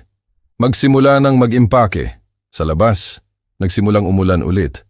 Ang bahay na mentally claimed nila, renovated sa kanilang isip, ipinagdiwang sa mga kaibigan, ipinaglaban at pinlano, at naniwala na sa wakas ay kanila. Lahat ng ito ay natunaw tulad ng usok. Umupo ako sa aking apartment, nakikinig sa aking voicemail na puno ng lalong desperadong mensahe. Hindi sumagot, hindi kailangan. Ang eviction notice ay nagsabi ng lahat ng kailangan. Mayo 15, 30 araw. Pagkatapos ay sheriff enforced removal kung kinakailangan. Gumawa ako ng hapunan, pasta, simpleng sarsa, kumain sa mesa ng kusina na ang aking folder ng mga legal na dokumento ay bukas sa tabi ko. Lahat ay nagpapatuloy ng eksakto tulad ng pinlano. Walang sorpresa, walang komplikasyon. Sa labas ng aking bintana, ang mga ilaw ng gabi ng Maynila ay nagsimulang lumabas sa takip silim. Sa isang lugar sa diliman, nagkakaroon sila ng ibang pag-uusap kaysa sa mapagtagumpay na nagkaroon sila isang linggo na ang nakalipas. Itinaas ko ang aking baso ng tubig patungo sa malayong kapitbahayan, 28 araw na natitira. Ang opisina ng abogado ay amoy lumang carpet sa kawalan ng pag-asa. Umupo si Eva at Chris sa tapat ng isang abogado na ang mga rate ay bahagyang mas mataas kaysa sa una. P80,000 retainer na kinalkulan nila mula sa 3 magkakaibang accounts. Hayaan mong unawain ko ang sitwasyon. Sinuri ng abogado ang mga dokumento na dinala nila. Inaangkin mo ang isang oral na pangako na ilipat ang ari-arian. Sumandal si Eva, ang mga kamay ay mahigpit na nakakapit. Siya ang tatay ko. Sumang-ayon siya na maaari kaming manirahan doon. Tinulungan namin siya, inalagaan ng lahat, inayos ang kanyang paglipat sa assisted living. Sinuri ng abogado ang residence agreement, ang eviction notice, kinuha ang mga deed records sa kanyang computer, pinag-aralan ng lahat ng tahimik sa loob ng 3 minuto na tila 30. Binibining Eva, Ginoong Crispin, naiintindihan ko ang iyong frustration, ngunit sa legal wala kayong kaso. Inilagay niya ang mga papel ng may katapusan. Walang nakasulat na transfer agreement, walang mga saksi sa mga oral na pangako, walang ebidensya ng coercion o fraud. Ang ari-arian ay kanya upang ibenta. Kayo ay mga occupants ng walang karapatan sa pagmamay-ari. Mag-file ng isang bagay, hiningi ni Chris. Isang motion, isang injunction, kung anuman ang nagpapaliban nito. Maaari akong mag-file ng motion upang manatili sa eviction, ngunit tatanggihan ito. Makikita ng korte ang malinaw na pagmamay-ari, legal na benta, tamang abiso, gumugugol ka ng pera at matatalo pa rin. I-file mo. Tumango ang abogado ng dahan-dahan. Pera mo, ngunit huwag mong sabihin na hindi kita binalaan. Umalis sila 20 minuto pagkatapos. 25,000 na mas mahirap at hindi mas malapit sa isang solusyon. Ang aking telepono ay napuno ng mga voicemail. Ang boses ni Felipe ay nagbago sa loob ng 48 oras mula sa nalilito hanggang sa galit hanggang sa nagbabanta. Unang mensahe. Ramon, may pagkakamali sa bahay. Tawagan mo ako agad. Kailangan nating ayusin ang hindi pagkakaunawaan na ito. Ikalawang mensahe. 3 oras pagkatapos. Tawagan mo ako ulit. Ito ay apurahan. Mayroon tayong opisyal na kasunduan. Ikatlong mensahe kinabukasan. Paano mo nagawa yan? Pagkatapos ng lahat ng ginawa namin para sa iyo, may deal kami. Ika-4 na mensahe. Hapon, walang hiyang matanda. Akala mo ba maaari mong tratuhin ang mga tao sa ganitong paraan? Ika-5 mensahe. Gabi. Pagsisisihan mo ito, naririnig mo ba ako? Magbabayad ka sa ginawa mo. Nakikinig ako sa bawat voicemail sa pamamagitan ng speaker ng aking telepono. Hindi nagbabago ang ekspresyon. Gumawa ng mga notes tungkol sa mga tiyak na pagbabanta. Na-isave ang bawat mensahe na may mga timestamp. Isinasaalang-alang ang pag-file para sa isang restraining order. Nagpasya na hindi ito kinakailangan. Aalis sila sa loob ng 30 araw anuman. Tumawag si Eva ng 20 beses sa isang araw. Sinagot ko paminsan-minsan, timing na kinalkula upang i-maximize ang kanyang kawalan ng katiyakan. Nang sa wakas ay kinuha ko sa 3 araw, ang kanyang boses ay dumaan na may sira sa pag-iyak. Tay, paano mo nagawa yan? Paano mo nagawa ito sa amin? Ibinenta ko ang aking ari-arian, sabi ko.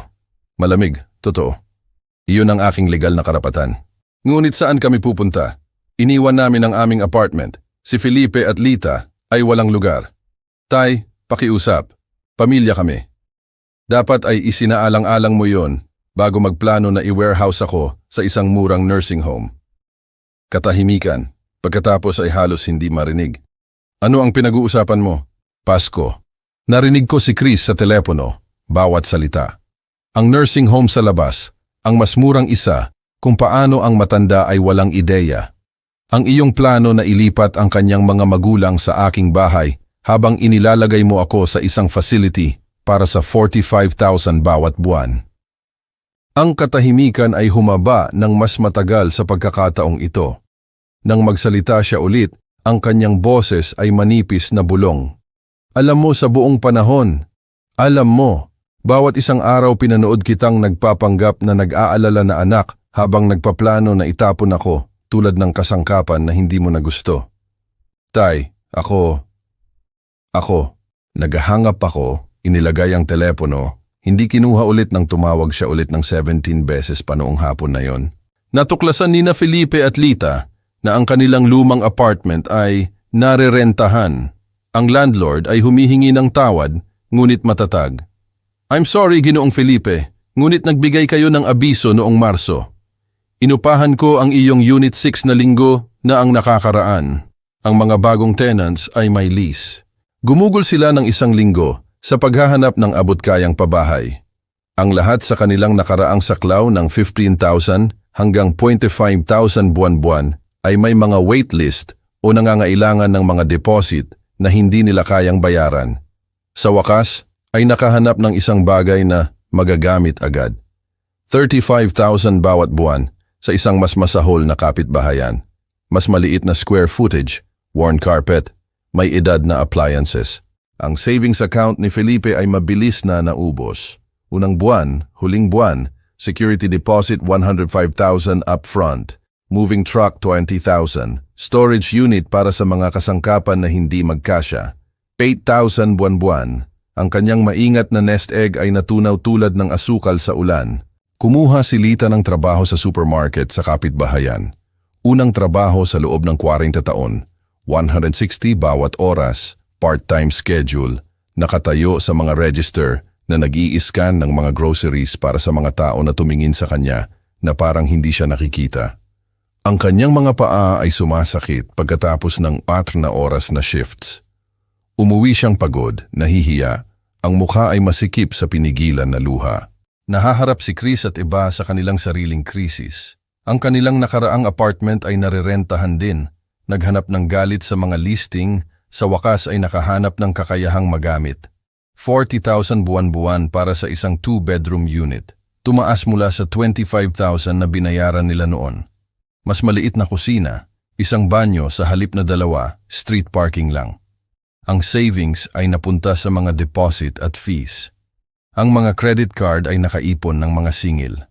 Moving truck, storage unit, application fees, utility deposits, ang madaling buhay na inisip nila na naninirahan ng walang renta sa isang 45,000 na bahay. Pinalitan ng financial stress na mas masahol kaysa dati. Sinubukan akong hanapin ni Chris, nagmaneho sa apartment, nagbubuzz ng paulit-ulit. Walang sagot. Naghintay sa labas sa loob ng 3 na oras, pinapanood ang pasukan. Hindi ako nagpakita. Hindi na nakatira doon. Nakikipamuhay ako kay Tom pansamantala, ang aking lumang kapitbahay mula sa Diliman, na tumulong ng hindi nagtatanong ng hindi komportable na mga katanungan. Sinabi ng building manager kay Chris ang inutusan ko sa kanya na sabihin. Pinipigilan ako ng mga batas sa privacy na kumpirmahin o tanggihan ang paninirahan. Bumalik si Chris sa bahay sa Diliman, natalo, nagsimulang mag-impake ng mga kahon. Nagtrabaho si Felipe sa tabi niya sa matindi na katahimikan. Ang kanilang mga pangarap sa renovation ay inilibing sa ilalim ng mga layer ng newspaper at tape. Tumawag ang abogado pagkatapos ng 1 linggo na may inaasahang balita. Ang motion upang manatili sa eviction ay tinanggihan. Sinuri ng hukom ang kaso, sinabing ito ay malinaw na walang merito. Kailangan mo pa ring umalis sa Mayo 15. Ginugol nila ang 80,000 upang malaman kung ano ang sinabi sa kanila ng unang abogado ng libre. Wala silang kaso, walang leverage, walang option. Nanatili ako sa guest room ni Tom, sinusubaybayan ang aking telepono sa silent mode, pinanood ang mga voicemail na naipon, ang mga missed calls na nagtambak. Hindi tumugon, walang natira na sasabihin. Ang eviction notice ay naglalaman ng lahat ng kinakailangang komunikasyon. Nagdala sa akin si Tom ng kape isang umaga. Umupo sa tapat ko sa kanyang mesa ng kusina. Talagang perpekto mo silang nilalaro. Nilalaro nila ang kanilang sarili, sabi ko. Tumigil lang ako sa pagiging biktima nila. Sa pamamagitan ng kanyang bintana, nakita ko ang aking lumang bahay 3 pinto pababa. Ang mga moving truck ay dumating at umalis. Ang mga kahon ay nakatambak sa curb. Si Felipe at Lita ay naglo-load ng kasangkapan. Si Chris ay nagdidirekta ng trapiko na may natalo na postura ng isang taong nawalan ng lahat. Ang Mayo 15 ay lumapit tulad ng panahon na maaari mong maramdaman sa iyong buto. Hindi maiiwasan, hindi mapigilan, nakasulat na sa certified mail at court orders at deed transfers na hindi maaaring mabawi. Gusto nila ang aking bahay, ang aking buhay, ang aking hinaharap. Gusto nila akong burahin at pumasok sa espasyo na itinayo ko at magpanggap na hindi ako kailanman umiral. Sa halip, nakakuha sila ng 30 araw sa isang hiniram na bahay, nagdarambong para sa mga apartment na hindi nila kayang bayaran, bumalik sa financial stress na mas masahol kaysa dati, natutunan ng eksakto kung ano ang pakiramdam ng mawala ang lahat ng inasahan mo. Pinanood ko silang mag-impake sa pamamagitan ng bintana ni Tom. Walang naramdaman, kundi malamig na kasiyahan na ang plano ay gumana ng eksakto tulad ng dinisenyo. 11 araw hanggang sa eviction, pagkatapos ay wala na sila ng ganap at maaari na akong magpatuloy sa kung ano ang susunod. Dumating ang Hunyo na may mga bill na kumalat sa mesa ng kusina ni Eva, tulad ng accusatory evidence renta, 40,000 utilities, 15,000 credit cards, minimum payments na nagkakahalaga ng 28,000 car payments sa Lexus at sedan, ni Chris 45,000. Pinagsama ang mga numero ay hindi gumagana, kahit gaano karaming beses niyang ayusin ang mga ito. Ibenta na lang ang Lexus, sabi niya bago siya magsalita. Hindi namin kayang bayaran ang parehong car payments kasama ang rentang ito. Kotse ko yan. Tinulungan ako ng tatay ko na bilhin ito. Ang kanyang tawa ay lumabas na mapait. Ang tatay mo ang eksaktong dahilan kung bakit tayo nasa posisyon na ito. Ang kotse ay aalis. End of discussion. Sa loob ng isang linggo, naibenta ang Lexus para sa 1,200,000. Pera na tila malaki hanggang sa inilapat nila ito laban sa utang ng credit card mula sa paglipat. Unang buwan na storage unit fees, mga deposit na hindi na nila makikita. Ang kanilang planadong bakasyon sa tag-araw sa Cebu ay cancelled. Ang bawat luho ay hinubad. Ang bawat kaginhawaan ay nabawasan sa survival calculation. Sa kabila ng bayan, umupo si Felipe sa isang computer na nag-i-scroll sa mga job listing, retail associate, warehouse worker, customer service representative, mga entry-level posisyon na tatawanan niya, pimubuan na ang nakakaraan. Nagsumait siya ng mga application ng maingat. 30 taon na nagbebenta ng mga kotse, karanasan sa management, matatag na sales record. Ang kanyang resume ay mukhang kahanga-hanga hanggang sa napansin mo ang mga petsa, kinakalkula ang kanyang edad. Napagtanto na siya ay 64 at nakikipaglaban-laban sa hindi sinasadyang diskriminasyon. Bihira lang ang mga callback, isang interview sa isang hardware store, manager na kalahati ng kanyang edad. Sinusuri ang kanyang application na may halos hindi maitago na pag-aalinlangan. Naghahanap kami ng isang taong may mas kamakailang karanasan sa retail. Code para sa mas bata. Code para sa mas mura. Code para sa isang taong hindi magpapaalala sa kanila araw-araw na ang edad ay nag-render ng karanasan na walang halaga.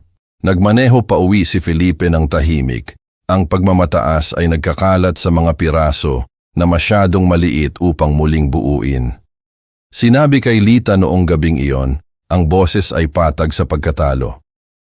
30 taon akong nagbebenta ng mga kotse, kumita ng disenteng pera, nagbigay para sa atin. Ngayon hindi ako makakuha ng trabaho sa isang gas station. Alam ni Lita ang pakiramdam. Nakatayo sa likod ng isang supermarket checkout 8 oras araw-araw na nag-i-scan ng mga item habang ang mga customer ay nagrereklamo tungkol sa mga presyo o bilis ng bagging o ang linya na gumagalaw ng masyadong mabagal. 16,000 bawat buwan pagkatapos ng taxes. Ang kanilang renta lang ay 35,000. Umuwi siya bawat gabi na ang mga paa ay sumasakit mula sa pagtayo. Ang likod ay masikip mula sa paulit-ulit na paggalaw. Pagkapagod na hindi niya kailanman naranasan bilang isang may bahay. Ang magandang bahay sa diliman na ipinagyabang niya sa mga kaibigan, sinabi sa lahat na sa wakas ay umaakyat na sila sa mundo.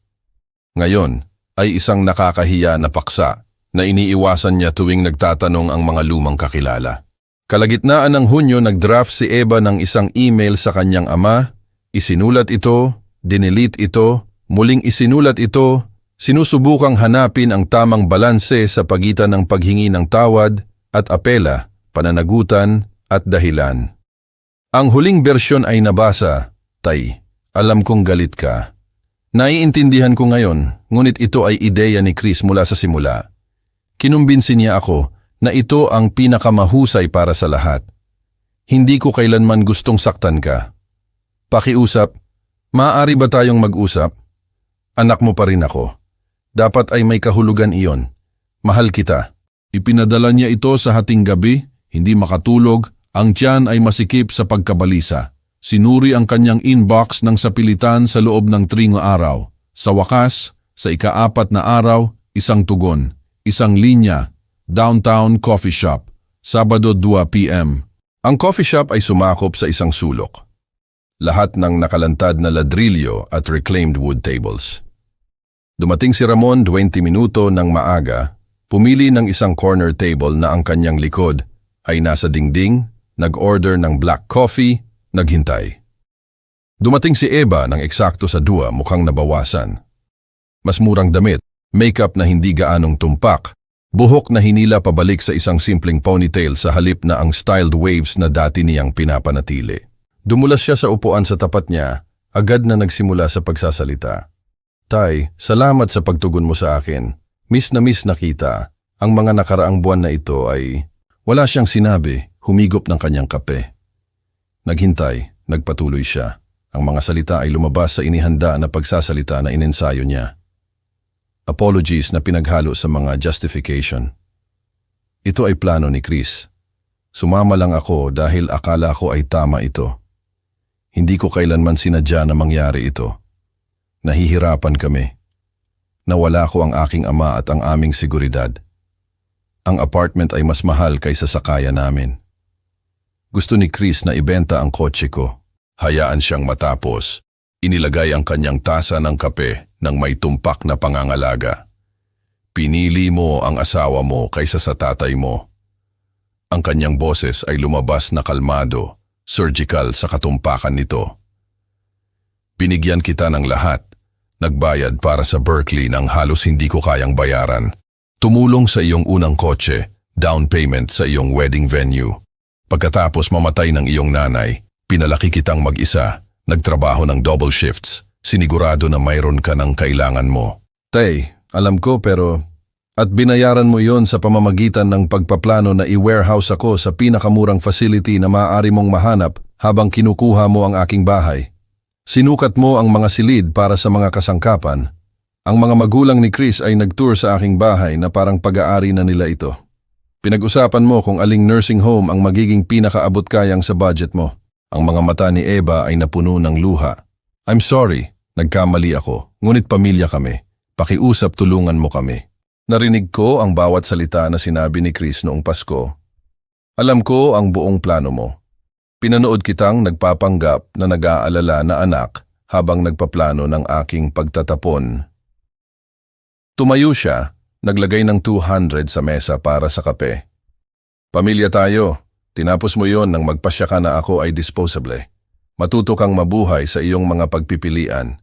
Lumabas siya habang nakaupo siya na umiiyak sa corner table. Ang 200 ay sa pagitan nila tulad ng isang severance payment. Sa labas, ang araw ng tag-init ay nagpainit sa sidewalk. Naglakad siya patungo sa kanyang kotse nang hindi tumitingin pabalik. Nagmaneho patungo sa apartment na pansamantala, ngunit sapat, walang naramdaman, kundi katapusan. Ang mga kahihinatnan na nararanasan nila ay hindi kanyang paghihiganti. Sila ang natural na resulta ng kanilang sariling kasakiman na sumasagupa sa realidad. Tumanggi lang siyang maging biktima nila. Sa likod niya sa coffee shop, si Eva ay nakaupo sa mesa matagal pagkatapos tumigil ang kanyang luha. Nakatingin sa 200, nauunawaan sa wakas na ang ilang mga pagpipilian ay hindi maaaring mabawi. Ang ilang mga pagtataksil ay hindi maaaring patawarin. Ang ilang mga relasyon ay hindi maaaring mabuhay kung ano ang ginawa niya. Ang real estate agent ay nagbigay sa akin ng mga susi sa closing table na may professional smile. Binabati kita, Ginoong Ramon. Magandang pagpipilian. Magugustuhan mo ang kapitbahayan na ito. Fremont Condo, 1 bedroom, 850 square feet. Modern construction, 9th floor, balcony facing west towards Lake Union. P20,000, eksaktong kalahati ng kung ano ang naibenta ng bahay na nag-iwan sa akin ng 22,000 kasama ang mga retirement account. Ang financial security ay naibalik sa sarili kong mga tuntunin. Nagmaneho ako ng diretso sa kondo, pinapasok ang sarili ko, lumakad sa mga walang laman na silid na umalingaw-ngaw na may posibilidad kaysa sa pagkawala. Ang balcony ay naging aking unang hinto. Lake Union ay kumalat sa ibaba. Ang mga sailboat ay nagpuputol ng puting mga trail sa asul na tubig. Downtown skyline ay nakikita sa malayo. Mas maliit kaysa sa bahay.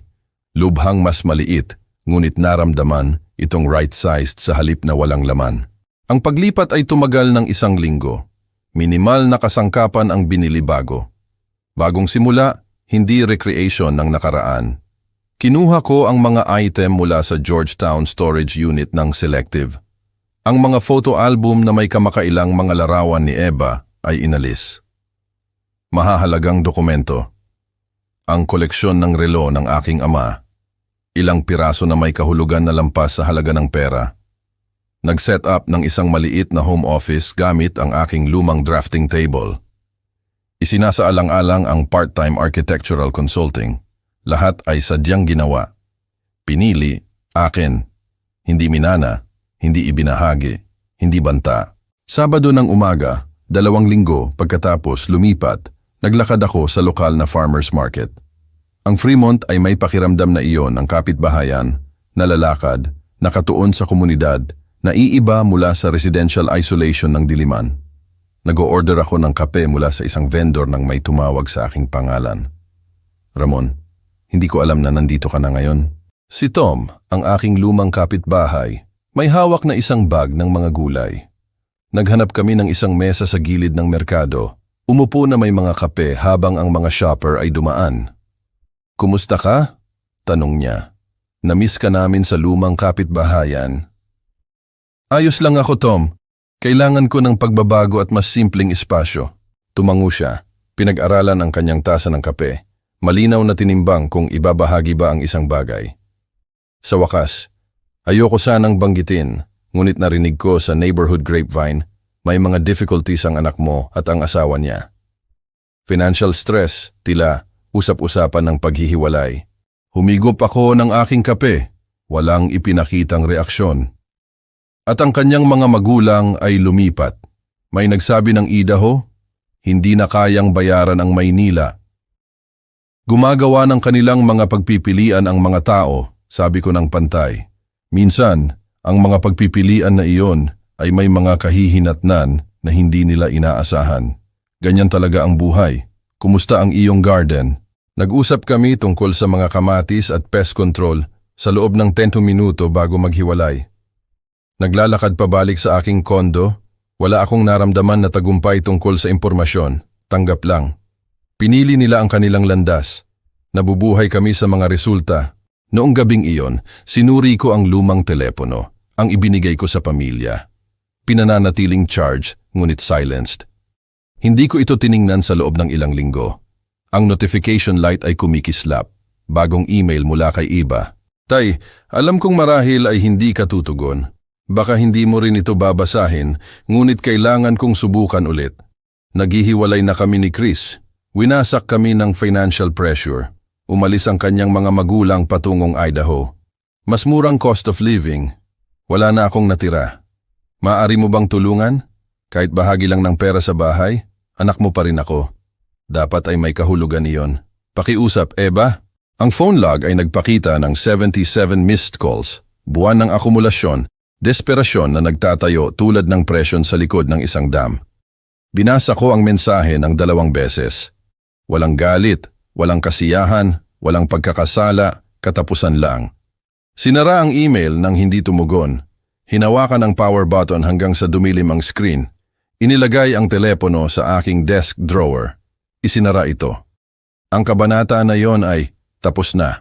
Nang sumunod na linggo, dumalo ako sa isang pulong para sa Retired Architects Volunteer Network Program na nagkokonekta sa mga retiradong propesyonal sa mga non-profit na nangangailangan ng pro bono design assistance. Ipinakita ko ang aking credentials, pinag-usapan ang kakayahang magamit. Ang coordinator ay sumandal na may interes. Ginoong Ramon, ang iyong karanasan ay eksakto kung ano ang kailangan namin. Ang community center sa Maynila ay gustong lumawak, magdagdag ng isang multi-purpose room, i-update ang kanilang facilities. Interesado ka ba sa pamumuno sa design consultation? Sumang-ayon ako agad. Layunin ng walang presyon, kontribusyon ng walang pagsasamantala, gamit ang aking mga kasanayan para sa tunay na pangangailangan sa halip na ipagtanggol laban sa pagtataksil. Nakahanap ng kasiyahan sa Agosto. Gabi ang araw ay lumubog sa Maynila sa mga streaks ng orange at pink. Tumayo ako sa aking balcony, may kape sa kamay, nanonood ng mga sailboat na bumalik sa marina. Lake Union ay nagpakita ng sunset tulad ng likidong metal. Ang espasyo sa paligid ko ay mas maliit kaysa sa bahay. Lubhang mas maliit. Ngunit naramdaman itong malawak ng emosyonal. Kalayaan sa halip na isolasyon.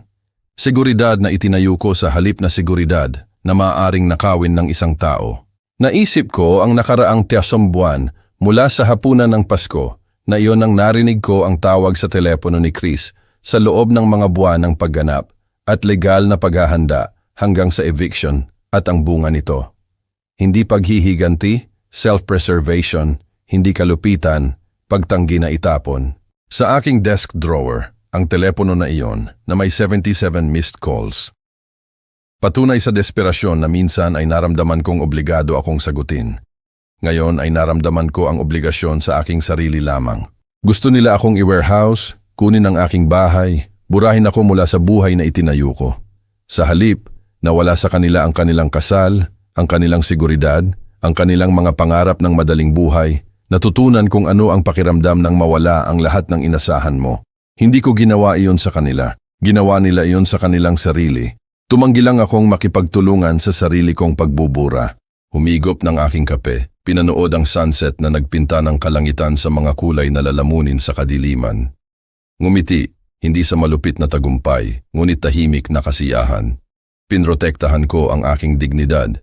Sinigurado ang aking hinaharap, tumanggi na maging biktima. Ang mga sailboat ay umabot sa marina. Nagdilim ang kalangitan. Ang mga ilaw ng lungsod ay nag-o-on isa-isa. Tinapos ko ang aking kape, pumasok, isinara ang pinto ng balcony sa likod ko. Bukas, magsisimula ako sa pag-sketch ng mga paunang disenyo para sa community center. Sa susunod na linggo, mag-e-explore ako ng higit pa sa Fremont, maghanap ng mga bagong routine, magtayo ng isang buhay na pag-aari sa akin lamang. Ang nakaraan ay tapos na. Ang hinaharap ay akin. At sapat na iyon. Kung gusto mo ang kwentong ito, pakilike ang video na ito, mag-subscribe sa channel, at ibahagi ang iyong mga impression ng kwentong ito sa comments. Upang makinig sa susunod na kwento, mag-click sa kahon sa kaliwa. Salamat sa panonood.